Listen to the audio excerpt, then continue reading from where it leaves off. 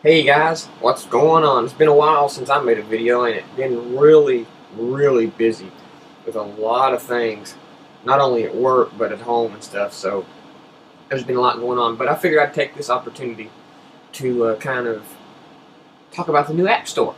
Okay, there's supposed to be a new announcement by Verizon about the iPhone or something, maybe today or this week, so maybe I'll make a video about that as well, but for now, I want to go over the App Store. And of course, 10.6.6, is that what it is?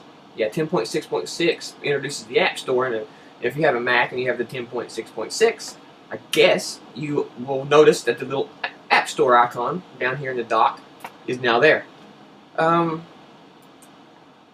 can see how fast it loads up, and I'm really amazed at some of the speeds that they're getting out of some of these little applications that you get from the App Store, and how fast and responsive the store actually is, even more so than iTunes.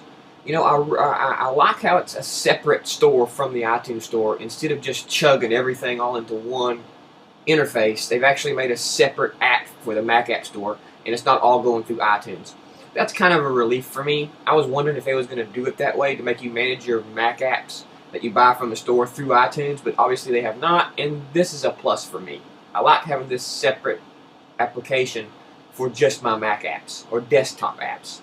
Another thing I like about this is some of the prices. Now, I'll grant you, some of these prices of some of these apps are like normal apps, $49.99.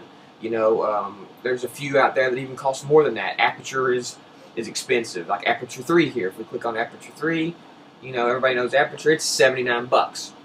And you can buy it from the store, which, you know, the way Apple has this set up is great, because I don't really want to deal with a box anymore and DVDs and CDs, and if they have a way of me making sure I never lose my software and I don't have to fool with license keys and bullshit like that, this is my preferred way of purchasing apps now. Now, not only are there expensive apps on here, as everybody knows, but they're cheap apps, like, say, Angry Birds was just $4.99.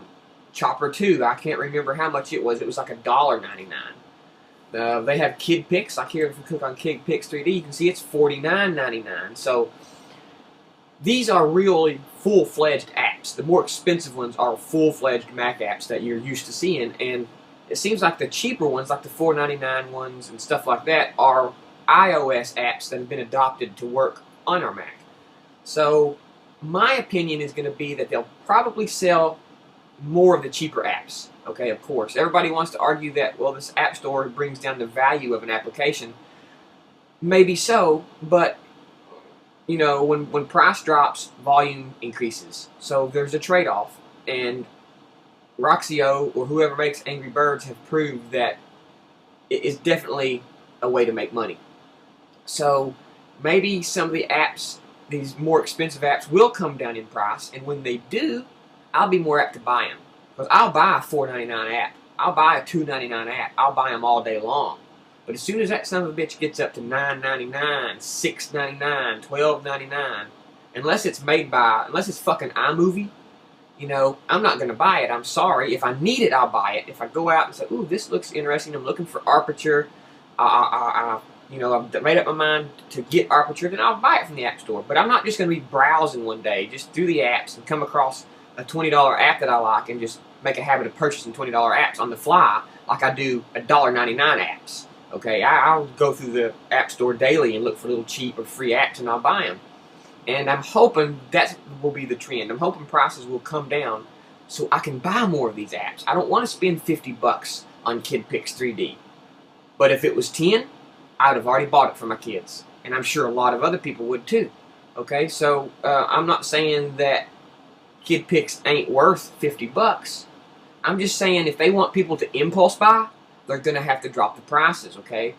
That's what I like. I like being able to impulse buy, just shopping around and seeing something and buying it. And that's why I like these little $3.99, $4.99, $2.99 apps. I'm not going to impulse buy a $25 app, okay? And even iMovie is pretty cheap at $14.99 considering what it does. I like how you can now buy iMovie separate from iPhoto and GarageBand. They're all separate apps now. You don't have to buy the whole $80 bundle or however much it was. And it's absolutely marvelous. The free apps, are just like they would be from any iOS device. You can, if you don't like to pay for stuff, you can get you some free apps. There's a lot of good free apps. They have the Kindle apps, the Twitter apps. The Twitter app, here's the Twitter app running right now. As you can see right here, it's wonderful. It's marvelously fast. Especially these little iOS apps that were adopted to run on the Mac. As you can see, when you download them, they come right up in your dock here. Let me fire up Angry Birds so y'all can you can check it out. You can see, boom, how fast it goes. Wow.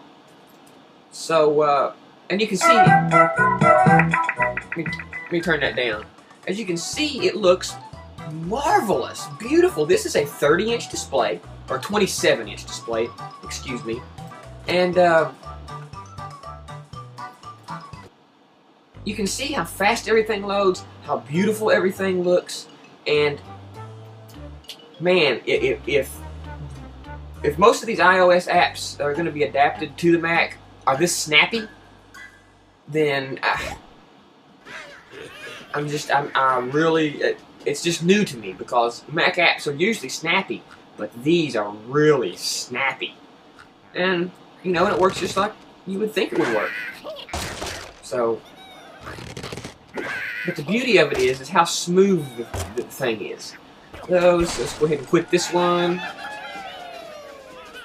We'll say quit. Now let's fire up something else. Let's fire up Chopper 2.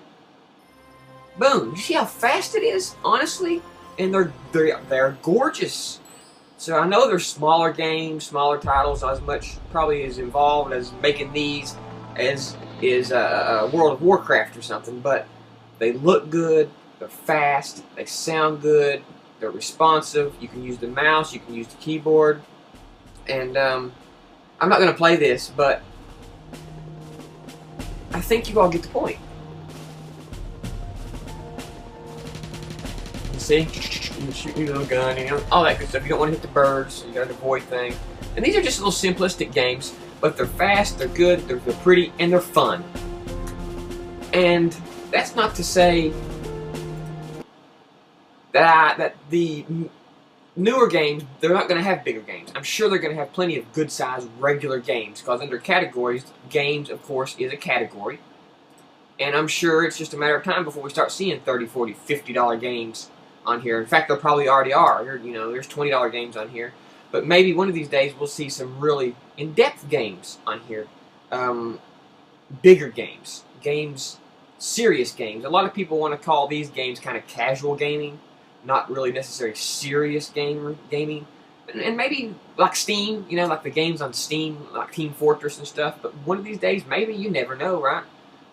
If it becomes a moneymaker, I don't see why not. So, all in all, I'm impressed. I am very impressed with how Apple has pulled this off.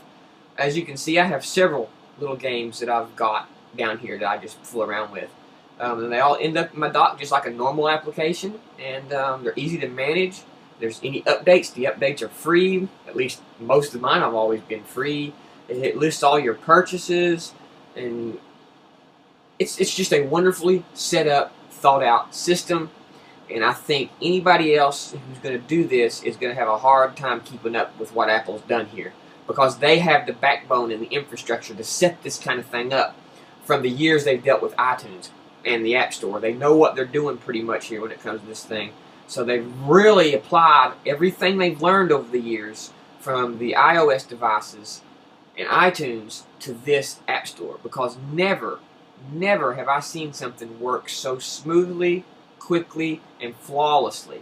Every time I hit the App Store button, it fires up. There's never a delay. There's never any waiting. And when I go to download, let's find something to download just for free here. Let's go to Solitaire. I'll show you how it works. I'll download this. Hit free. I'll have to put in my password, I'm sure. Yeah.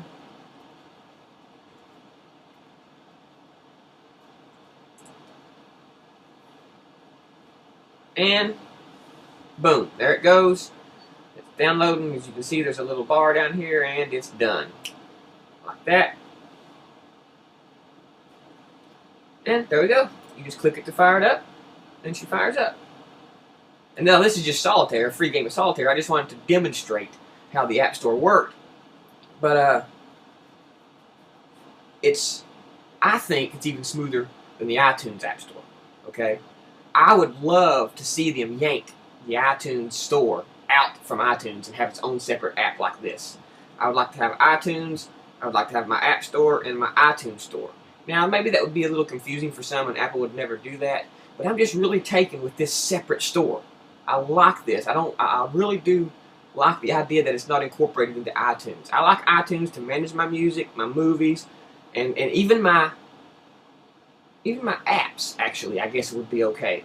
But I would rather my apps be managed like this in its own separate app, that I could plug my iPod into, and that separate iTunes Store app would fire up, and I could just use the iTunes app as managing my music, movies, and stuff like that. But there's probably a whole lot of bullshit involved in that. Everything's tied together. That can't happen. So, and you know, I accept that. iTunes works good enough for me. It's a wonderful application. I just really like how they've done this. I like how it's a separate app from iTunes. And that's about all I got to say about it. I think you guys need to go out and get you a Mac if you don't have one, because you really need to take advantage of this. You need to get you a Mac so you can enjoy this. This is really nice. It's really the way to go, I think. It's the way of the future. And it won't be long before there'll probably be a Windows App Store. Who knows? All I know is they've really got their shit together this time. And it was basically a flawless launch. And I've already spent more money on Mac apps this past week than I have this whole past fucking year. I swear to God I have, because most of my money's been going towards iOS apps and stuff anymore. But now that this has arrived, I've spent more money on Mac apps here lately than I have in them in a year, and most of them are iOS adapted apps. So if they can adapt these iOS apps like Angry Birds to look this good on a 27-inch screen, I don't think they'd have any problem adapting them to work on the Apple TV and bigger TVs. I really don't. And we're getting there, folks. You know, I don't know really quite what we're heading to, but we're heading somewhere. And I think Apple's got a plan.